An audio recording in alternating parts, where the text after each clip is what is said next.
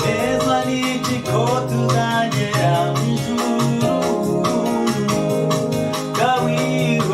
kawihoraho ibyiringiro nk'ibyo twabihabwa na rero kawihoraho dushaka uwo mwuka wera ni Yesu wawutugene dushaka uwo mwuka wera ni Yesu wawutugene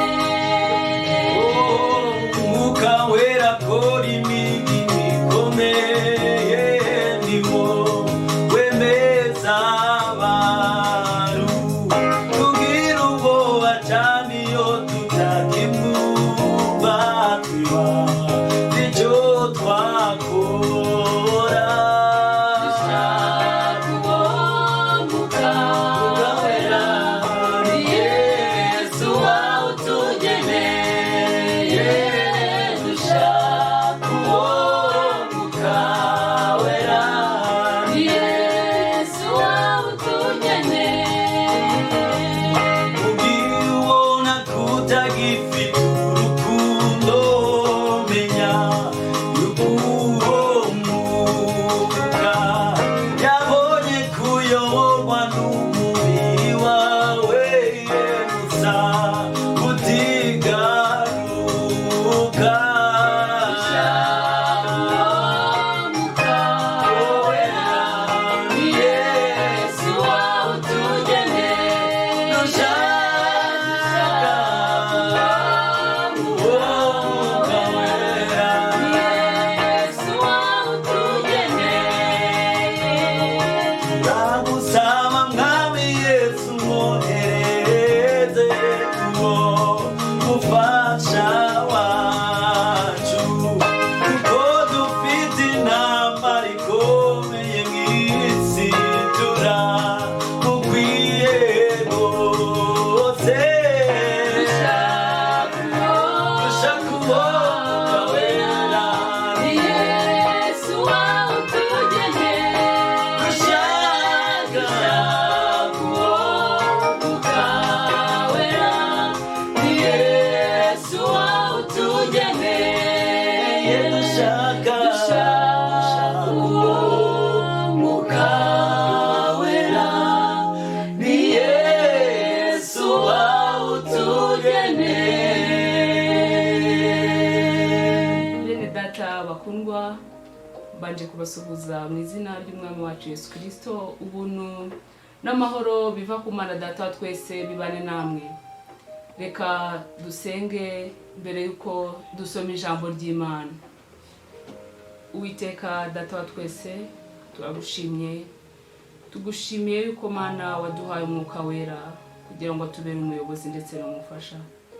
Tugushimiye uburinzi bwawe bukomeye no mu iyi minsi ikomeye Mana, komeza kubana natwe.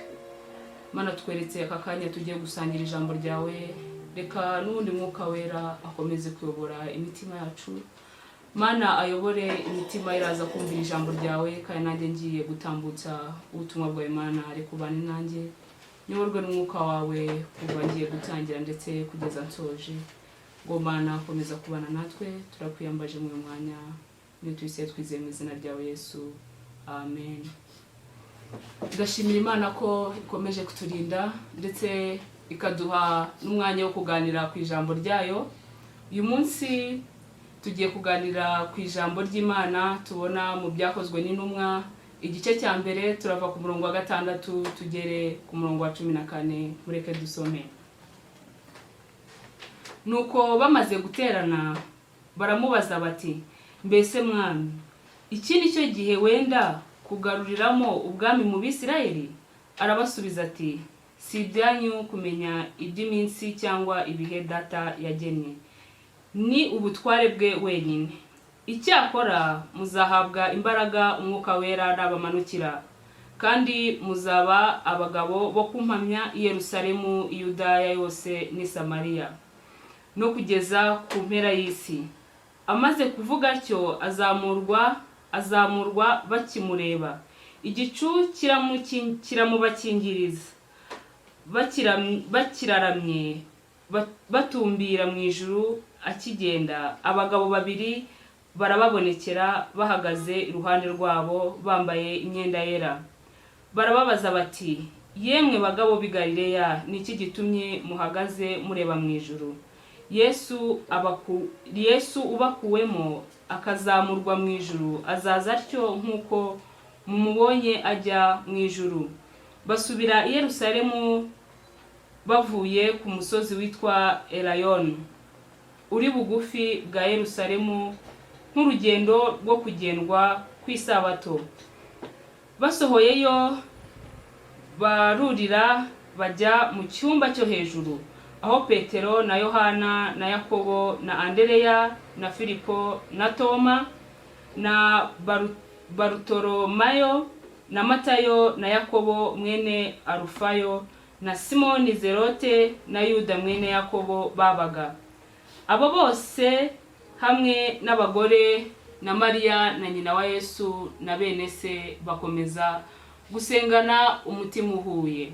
Reka twongere dusome igice cya kabiri kiboneka mu butumwa bwiza bwa Matayo, igice cya 28 umurongo wa 19 kugeza kwa 20.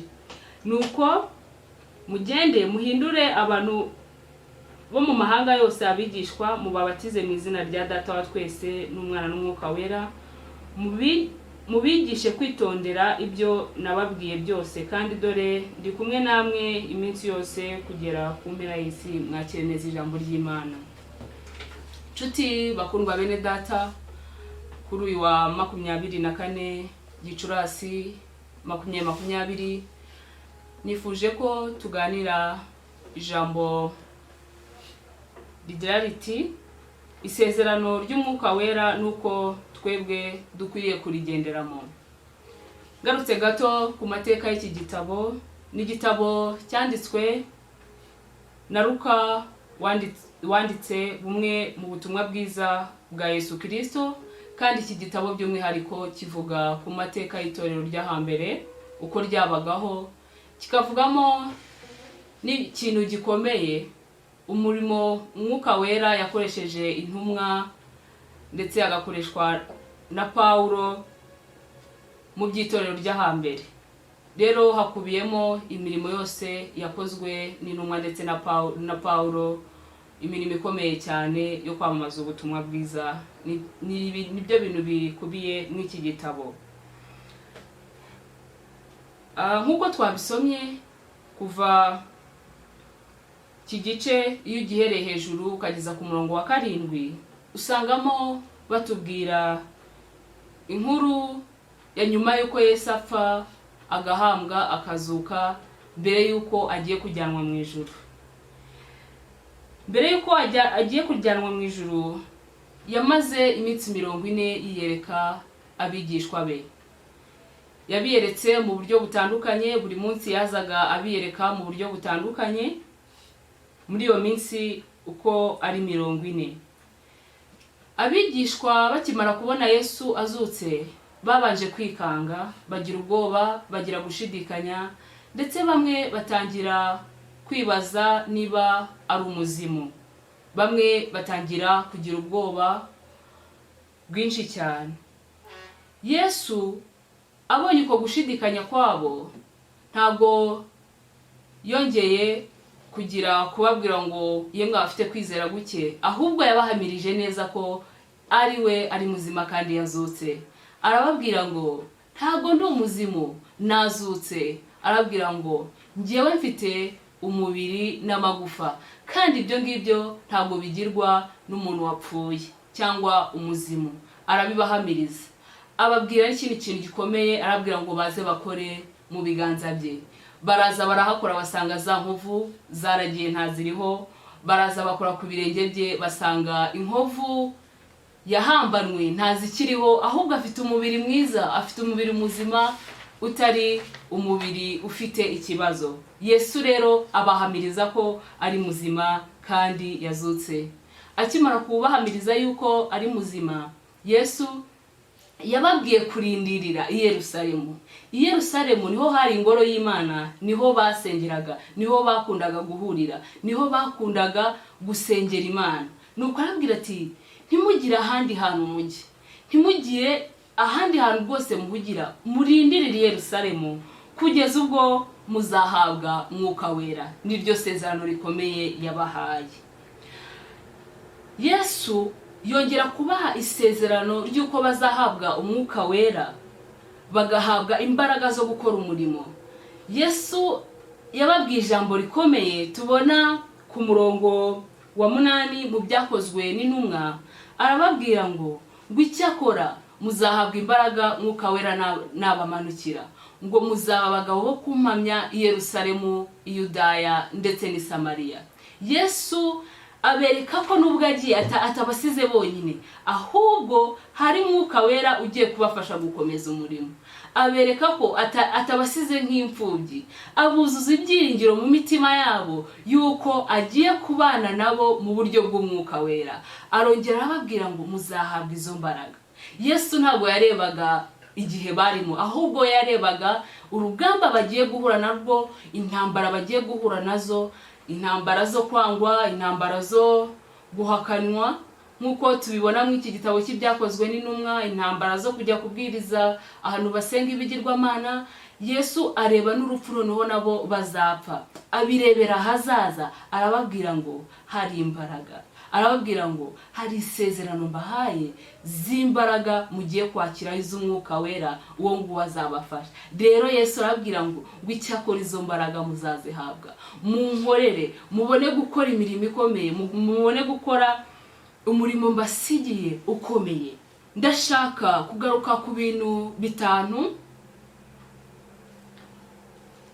uyu Mwuka Wera yakoze bakimara kumwakira, ndetse no kugeza noneho ku gihe cyacu twebwe turimo uyu munsi.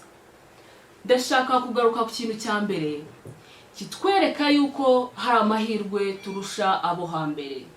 Ayo mahirwe turusha abo hambere ni uko twebwe ubu iryo sezerano ryasohoye ku bantu bizera Yesu Kristo. Iryo sezerano ryasohoye ku bantu bafite kwizera Kristo ndetse bakamuhamya. Umuntu wese wakiriye Yesu Kristo iryo sezerano ararifite, kandi izo mbaraga yarazihawe mu izina rya Yesu.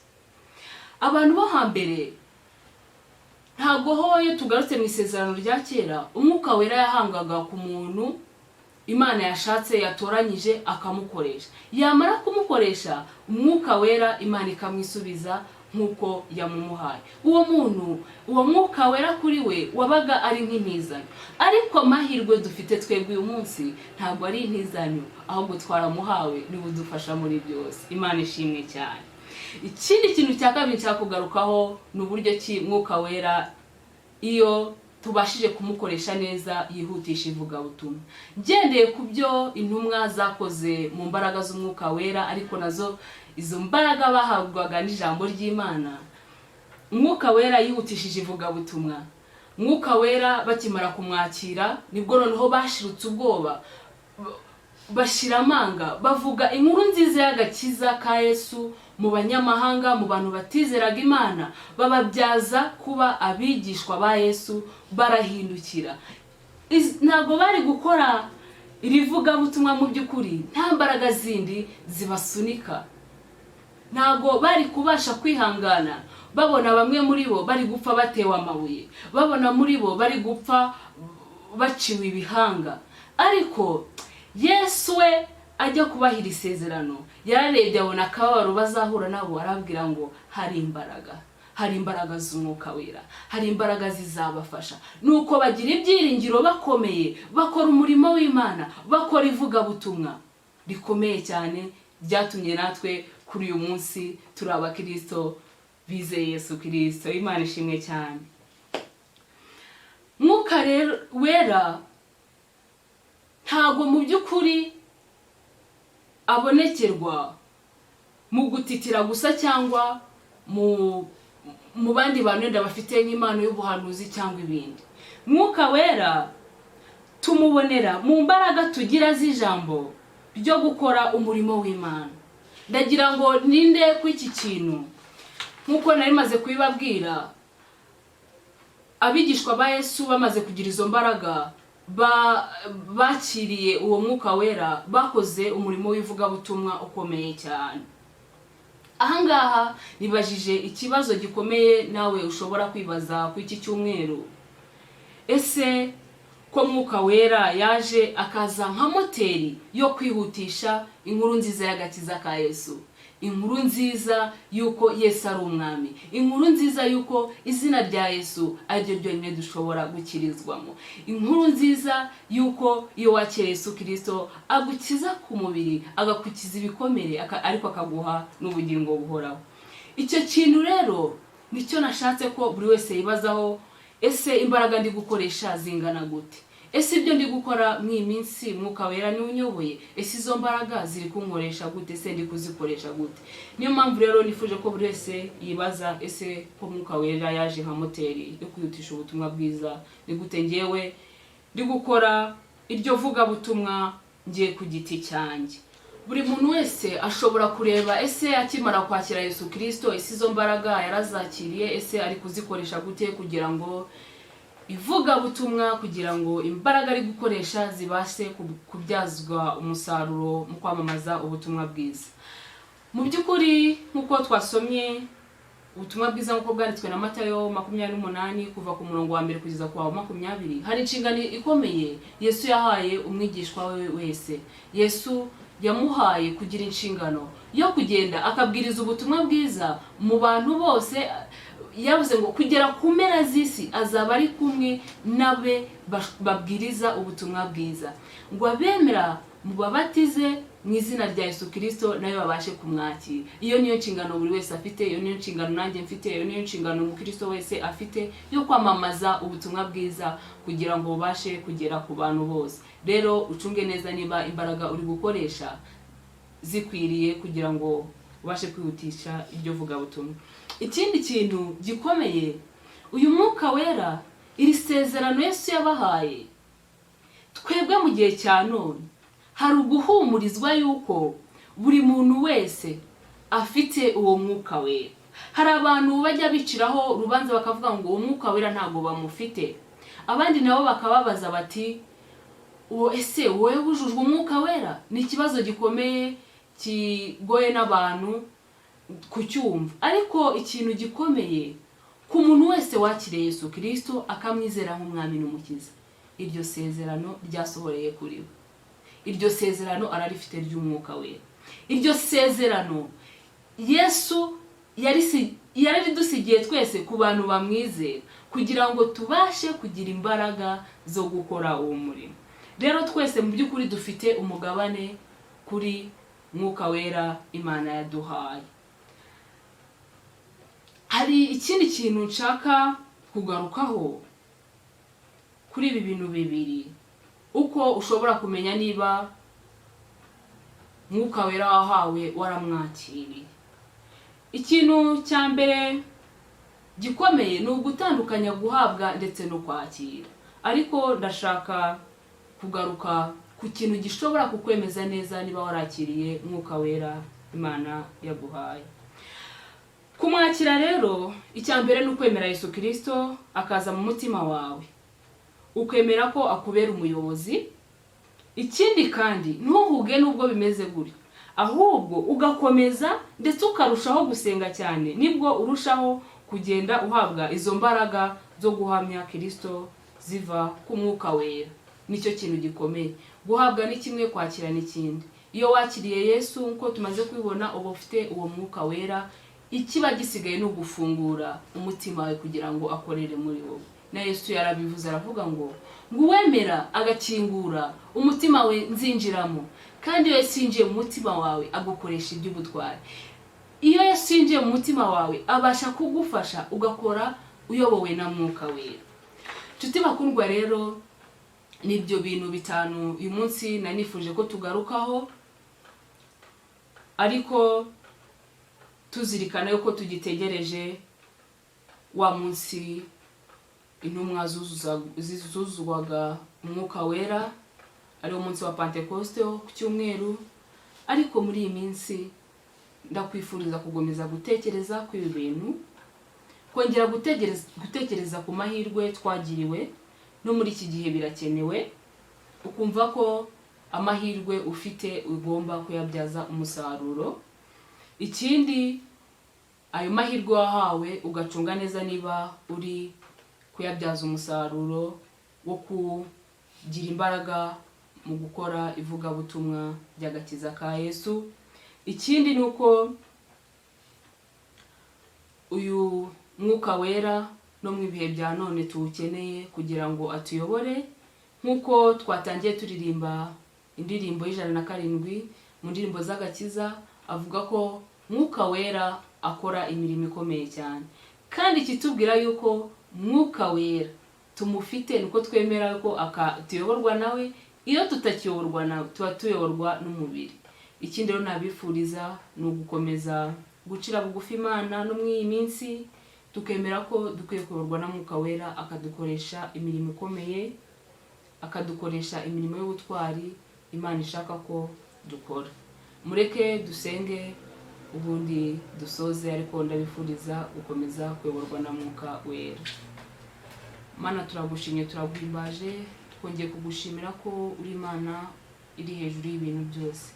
Twongeye kugushimira ko ari wowe umenya ibidukwiriye kugira ngo tubashe kuba mu bushake bwawe Mana. Kuri uyu munsi Mana, icyo tugusaba ni ukugira ngo wongere duhe imbaraga Mana za Mwuka Wera, wongere utwuzuze Mana Mwuka Wera, tubashe gukora ivugabutumwa ry'agakiza k'ibya Yesu Mana. Ndasengera Mana buri wese wumvira ijambo kugira ngo ukomeze kumuhishurira kandi ukomeze kumuha imbaraga zo gukora ibyo ushaka Mana. Reka Mana dukore imirimo igaragaza koko Mwuka twahawe Wera ko turi kumukoresha ibyo twamuherewe, kandi izo mbaraga Mana ndazisabira buri wese urumvira ijambo kugira ngo Mana ribashe kugira imbaraga muri we mu mutima. Kandi Mana ndakomeza kukwinginga ko no mu bihe turimo bikomeye Umwuka Wera akomeze kutuyobora mu byo dukora byose, mu byo tuvuga byose, kugira ngo tubashe kubaho mu bushake bwawe Mana. Byose tubigusabye tubyizeye mu izina ryawe Yesu Kristo, amen.